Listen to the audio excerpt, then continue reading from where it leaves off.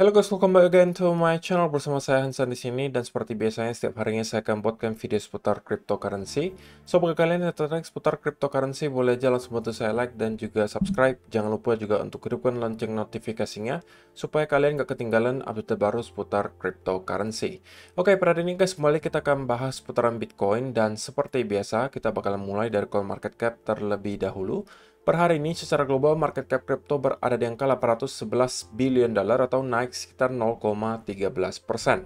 Nah, Bitcoin sendiri di angka 16.887, Ethereum 1.221, BNB 244, XRP 0,35, Dogecoin 0,07, Cardano 0,26, dan Polygon Matic berada di urutan ke-10 dengan harga 0,8 dolar.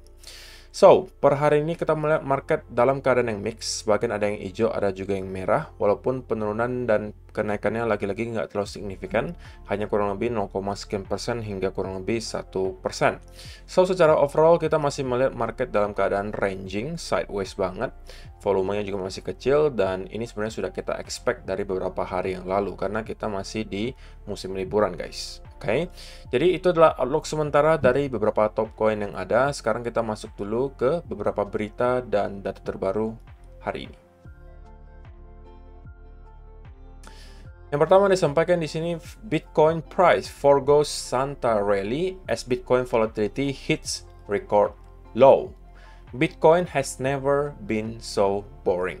Jadi kalau misalnya teman-teman yang udah pernah melewati beberapa bear market sebelumnya, mungkin bisa setuju dengan satu statement ini, bahwa bear market kali ini cukup membosankan. Oke, terlebih lagi dalam beberapa minggu terakhir, itu adalah mungkin masa-masa paling membosankan selama 2 atau 3 tahun terakhir, guys. Oke, dan disampaikan di sini, Bitcoin has never been so boring. Bitcoin tidak pernah terlihat sangat membosankan seperti ini. Gitu ya. Apakah kalian setuju, guys? Dan ini juga didukung dengan data volatility index dari Bitcoin. Untuk sementara, kalau kita lihat datanya yang ada dari tahun 2017 hingga sekarang, maka volatility index untuk sekarang itu berada di all time low, guys, atau area yang paling rendah sepanjang sejarah, atau at least dari tahun 2017. Oke, paling rendah kalau misalnya kalian lihat sebelum-sebelumnya itu ada di tahun kurang lebih 2020 menjelang 2021 di sini. Dan juga di akhir tahun 2018. Sisanya kita melihat mungkin di sekitaran area 25 sampai area 30, tidak pernah kita melihat Bitcoin itu menyentuh angka di bawah 15, guys. Dan kali ini kita berada di angka 11. Ini menunjukkan apa? Bahwa memang volatilitas Bitcoin dalam beberapa bulan terakhir itu terlihat sangat amat rendah, gitu ya. Dan ya, itu adalah yang sedang kita hadapi, guys. Jadi, memang saya juga setuju dengan satu statement yang mengatakan bahwa sekarang itu musuh terbesar para investor kripto, terutama yang mungkin baru-baru masuk gitu ya, dan secara mental belum terlalu terbentuk, adalah bukan soal penurunan harga Bitcoin-nya lagi, tapi adalah kebosanan yang harus mereka hadapi. Kalau mereka mampu melampaui kebosanan tersebut dan terus tough secara mental, oke, dan menunggu sampai nanti bull market kembali, maka mereka lah yang akan menjadi pemenang. Tapi itu tidak mudah, guys. Saya juga merasakan hal yang sama gitu. Kita tentunya pengen sebagai investor secepat mungkin aset kita berada di keadaan yang baik gitu ya. Artinya harganya terus naik, kita berada di bull market dan seterusnya. Tapi ya kalau kita pelajari historisnya untuk Bitcoin, tidak mengherankan kalau kita ada mendapatkan cycle bear market, guys. Ini bukan baru kali ini juga kita lihat. Sebelum-sebelumnya sudah ada 2 atau 3 kali kita melihat bear market dan dalam pattern yang sebenarnya mirip saja, di mana kita melihat ada penurunan dari all time high hingga ke bottom kurang lebih 1 tahun atau kurang lebih 1 tahun 3 bulanan, kurang lebih range-nya sekitaran itu. Baru dari sana kita akan start lagi untuk merangkak naik dan pelan-pelan kembali menuju ke all time high mungkin menjelang halving berikutnya. Yang kalau misalnya untuk cycle kali ini halvingnya adalah di tahun 2024. Itu adalah yang pertama. Nah, kemudian yang kedua, guys. Karena harga kripto yang terus drop, terlebih lagi banyak sekali platform yang collapse, kita melihat para bilioner cryptocurrency itu kehilangan uang yang luar biasa besar, guys. Kehilangannya ada sebesar 116 miliar dolar. Di tahun 2022 saja, kehilangan 116 miliar dolar. Yang paling terdampak siapa? tentunya si CZ Binance. Oke. Dia tentunya punya aset yang sangat banyak. Net worth-nya di bulan Maret itu 65 miliar dolar, guys. Baru di bulan Maret ya, berarti kurang lebih ya 8 atau 9 bulan yang lalu. Tetapi sekarang sisanya berapa? 4,5 miliar dolar. Jadi dia kehilangan berapa persen itu, guys? Kalian bisa hitung sendiri, 65 miliar dolar menjadi 4,5 miliar dolar. Rasanya seperti apa saya juga nggak bisa bayangkan gitu ya. Terlebih lagi untuk yang kedua, SBF atau Sam Bankman-Fried. Tentunya kalian tahu ini adalah CEO-nya FTX, kemudian juga ya bekerjasama dengan Alameda Research. Net worth-nya di bulan Maret itu 24 miliar dolar, guys. Dan sekarang katanya sih nol gitu ya, katanya sih nol, tapi sih nggak tahu gitu ya benar apa enggaknya, karena saya juga kurang yakin. Kenapa? Karena kita bisa melihat kemarin saja dia cuma masuk penjara kurang lebih 1 sampai 2 minggu. Kemudian bisa di bail out dengan dana sebesar 250 juta dolar. Uangnya dari mana pertanyaannya gitu kan? Lalu balik-balik pakai first class pula. Apakah kalau tabungan kalian nol, kalian bakalan terbang first class, guys? Terbang aja nggak bisa kalau nol gitu kan. Jadi saya agak kurang yakin dengan yang nomor kedua ini. Kemudian yang ketiga, Brian Armstrong, tentunya adalah CEO Coinbase. Net worth-nya di bulan Maret itu 6 billion dollar. Sedangkan sekarang itu 1,5 billion dollar. Jadi kalau kita simpulkan ya, sebenarnya yang paling sakit itu CZ sih, guys. 65 billion dollar menjadi 4,5. Sisanya ya mungkin juga ya lumayan, tapi kalau kita perhatikan secara nominal itu jauh. Kalau kalian bandingkan dengan punya CZ, itu kehilangannya kurang lebih 60 miliar dolar, guys. Oke, 60 miliar dolar mungkin kehilangannya, kalau kalian jumlahkan semuanya yang di bawah ini, masih belum mencukupi 60 miliar dolar yang dirasakan oleh CZ Binance. Jadi yang paling terdampak di bear market kali ini, rupanya CZ, guys. Oke, walaupun sisanya juga ada lumayan lah. Ratusan sampai bilionan dolar juga ruginya. Jadi itu adalah fun fact untuk kalian. Nah, yang ketiga, melanjutkan yang tadi, guys, soal halving nanti di tahun 2024. Tahukah kalian gitu ya, kalau untuk sekarang per bloknya itu para penambang akan menghasilkan 6,25 Bitcoin, guys. Nah, tapi kalau misalnya di tahun 2024 nanti kita akan mengalami event halving lagi, di mana rewardnya akan dipotong setengah menjadi 3,125.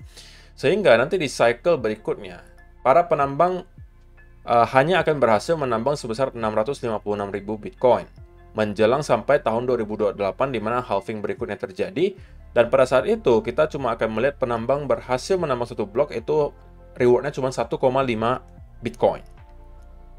Nah, inilah kenapa disampaikan Bitcoin adalah aset yang scarce gitu. Artinya kita bisa menghitung secara jelas reward yang akan didapatkan oleh para si penambang berapa gitu ya, dan makin lama itu makin sedikit yang bisa didapatkan oleh mereka, alias makin langka barangnya. Nah, simpelnya teori supply and demand gitu. Ketika supply itu rendah, demand-nya nggak usah naik deh, guys. Anggap demand-nya sama saja sampai dengan sekarang, tapi supply-nya menurun, alias barangnya mulai langka. Apa yang terjadi? Harganya naik. Lebih baik lagi, kalau supply-nya menurun, oke, demand-nya naik. Itu harganya akan lebih meroket lagi. Contohnya seperti apa, guys? Contohnya mungkin misalnya kayak minyak gitu. Siapa yang nggak pakai minyak gitu kan? Semuanya pakai minyak. Anggap saja demand minyak sehari-hari itu sama angkanya.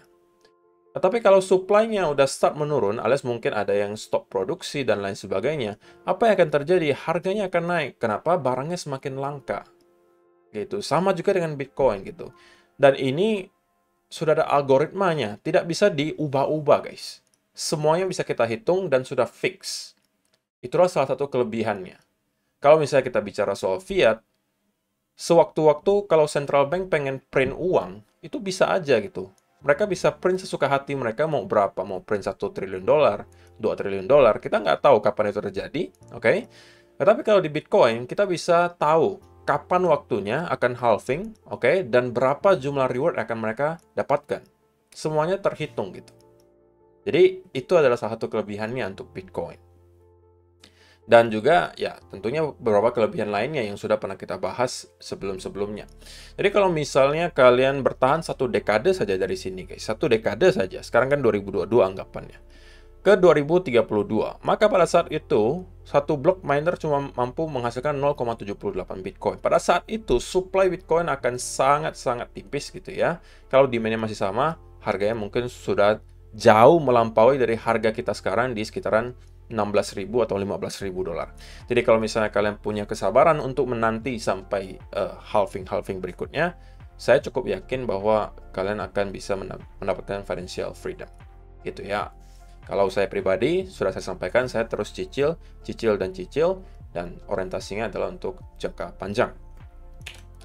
Oke, sebelum kita masuk ke chart guys, untuk kalian yang belum tahu, Bybit lagi mengadakan event yang luar biasa besar, periodenya dari tanggal 12 Desember sampai 15 Januari nanti, di mana hadiahnya mencapai 1,2 juta USDT, untuk merayakan ulang tahun mereka yang keempat nih guys. Jadi kalau misalnya kalian belum punya account Bybit, saya rasa agak sayang, kalian bisa langsung daftar dengan link yang sudah ada di kolom description box di bawah.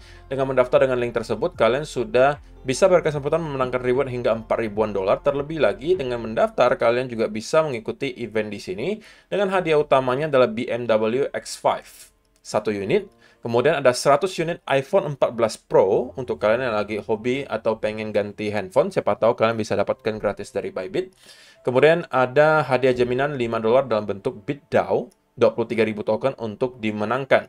Dan juga mereka lagi mengadakan ada turnamen 15 hari untuk derivatif kalau kalian yang hobi trading futures.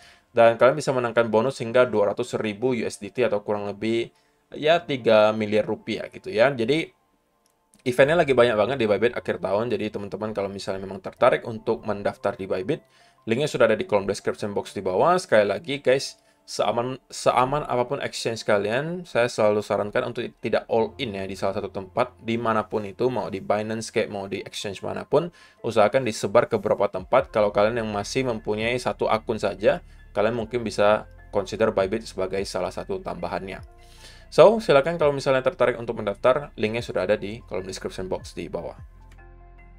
So, itu adalah beberapa data dan berita hari ini yang pengen saya sampaikan untuk kalian guys. Sekarang kita masuk ke chartnya Bitcoin dan kita langsung mulai dari 1 hour chart terlebih dahulu. Nah, untuk sementara sebenarnya sih guys, sekali lagi, belum banyak yang bisa saya bawakan secara update. Kenapa? Karena secara overall kita masih berada dalam range yang sangat sempit. Kita juga melihat volatility index berada di area all time low, dalam artian memang tidak ada volatilitas sama sekali dalam beberapa waktu belakangan. Tetapi untuk sementara, senario yang dari kemarin sudah saya jelaskan, itu masih menurut saya valid sampai sekarang. Artinya bagi saya selama kita tidak mampu untuk break di bawah area yang saya highlight di sini, maka saya berkeyakinan bahwa Bitcoin masih akan at least mendapatkan push ke atas 17.000. Sekali lagi minimal untuk menjemput ke sekitaran area high terakhir di sini. Bagi saya yang paling idealnya adalah kalau kita break di atas area tersebut, gitu ya.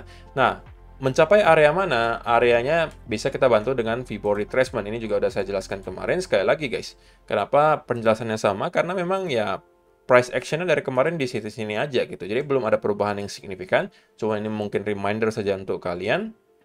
Pertama akan ada di sekitaran 17.000. Kedua di sekitaran 17.300. Yang ketiga, golden pocketnya di sekitaran 17.600. Nah, lalu kalau misalnya kita mau cari confluence-nya dengan hal lain, ya misalnya dengan area horizontal resistance, maka kita mungkin bisa ketemu juga di sekitaran area 17.500-an di sini. Sebelumnya kita juga menjadikan ini sebagai area yang cukup signifikan. Setelah kalau kalian perhatikan di bawahnya sedikit, itu juga di sekitaran area 17.300-an. Oke, ini juga merupakan area yang cukup signifikan.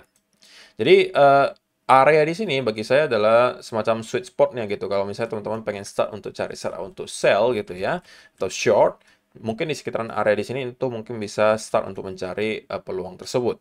Tapi tentunya dengan tambahan beberapa indikasi, misalnya kalau ada pattern reversal yang tercipta di situ, atau mungkin ada tambahan bearish divergence di sekitaran area di sini, ini menurut saya adalah sweet spotnya gitu ya. Simpelnya, sekali lagi, selama kita tidak mampu reclaim di atas area 18.500 atau break di atas area trendline di sini, maka semua hal yang terjadi di sini saya consider sebagai sebuah bearish consolidation dan juga retest sebelum pada akhirnya kita akan drop lagi dan menuju ke lower low yang baru. So, saya rasa itu aja yang perlu saya sampaikan untuk video hari ini guys. Semoga bermanfaat untuk kalian semua. Terima kasih yang sudah menonton sampai selesai. See you in the next video. Bye-bye.